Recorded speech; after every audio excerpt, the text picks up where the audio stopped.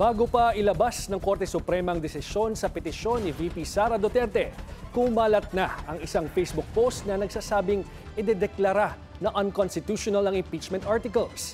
Ikinagulat at kinestyon ito ngayon ng ilang legal expert. Alamin ang mga detalye sa Agenda Weekend Report ni Joash Malimban. Ilang araw bago opisyal na ilabas ng Korte Suprema ang kanilang ruling sa petisyon ni Vice President Sara Duterte, kumalat ang isang post na sinasabing idedeklarang unconstitutional ang Articles of Impeachment. Sa Facebook post ng kolumnistang si Antonio Montalban, sinabi nito na ibinahagi sa kanya ng isang SC Insider na wala nang magaganap na impeachment trial. Ang FB post na umani ng daan-daang reaksyon, almost 100% accurate kung ikukumpara sa inilabas na desisyon ng SC noong Biyernes. Aniya, 12 Duterte appointee SC Justices ang papabor sa unconstitutionality ng impeachment proceedings. Si Senior Associate Justice Marvic Leonen ang magiging ponente ng desisyon. Samantalang sina Justices Benjamin Caguioa at Raul Villanueva raw ang hindi sasang-ayon dito. Tanging sina Justices Leonen at Caguioa na lang ang natitirang Aquino appointees, samantalang si Justice Villanueva naman ang nag-iisang Marcos appointee. Nang ilabas ang ruling ng SC, kumpirmado na si Justice Leonen ang ponente. Pero ang naging voting process, unanimous. Kung ikukumpara sa impormasyon ng umano'y SC Insider, imbis na mag-dissent, nag-inhibit o piniling hindi bumoto ni Justice Caguioa. Samantalang si Justice Villanueva naman, sumama sa mga pumabor sa desisyon. Ang isang Duterte appointee na si Justice Singh hindi rin nag-participate dahil on leave. Ayon sa umano'y SC Insider, politika ang nasa likod ng latest ruling ng SC. Sa FB post ni Montalban, sinabi rito na sinadya umano ni Senator Cheese Escudero na i-delay ang trial dahil alam niyang idedeklara itong unconstitutional ng Korte Suprema. Si Senator Bongo umano ang nag-manage ng loyalty ng mga mahistrado na isa sa mga pinakamalaking beneficiary ng mga umano'y budget insertion ni Escudero.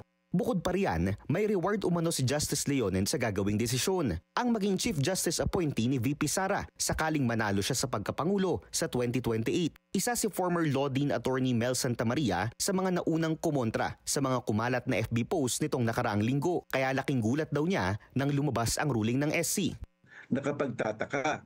So hindi mo maiiwasan magkaroon ng speculation ang ating mga kababayan na nabasa yung rumor na yun sa mga Facebook, Twitter, etc.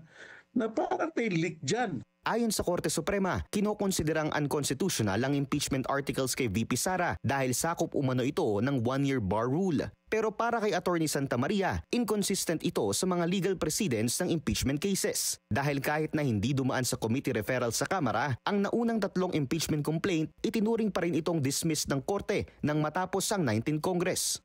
So sabi ng Korte Suprema, dati kung walang referral, walang initiation. Sa desisyong ito, ang katangi-tanging ma-observe ninyo, walang nangyaring referral. Pero may itinuring na dismissal. Na itinuring na natapos ang first step. So ngayon, basta't ikaw ay nag-file, tama naman ang pagkakalendar nito, pero hindi nyo pinag-usapan at ni-refer at hinintay nyo matapos ang termino ng Kongreso, ituturing na dismissal. Ani Attorney Santamaria, hindi ka bigla-bigla na magkakaroon ng speculations sa kung mayroon bang political motive sa likod ng SC ruling na ito. Sabi nga ng isang US Supreme Court Justice, gone are the days na we treat Supreme Court Justice with a halo on their head, na parang santo sila at hindi na nagkakamali. Paninindigan ng SC, there is a right way to do the right thing at the right time. Mayroon pang pagkakataon na magsumite ng motion for reconsideration ang Kamara. Pero sakaling hindi ito paboran ng Korte Suprema, sa February 6, 2026 pa uli maaaring simulan ang susunod na impeachment complaint laban sa pangalawang Pangulo. Para sa Agenda Weekend, Joash Malimban, Billionaire News Channel.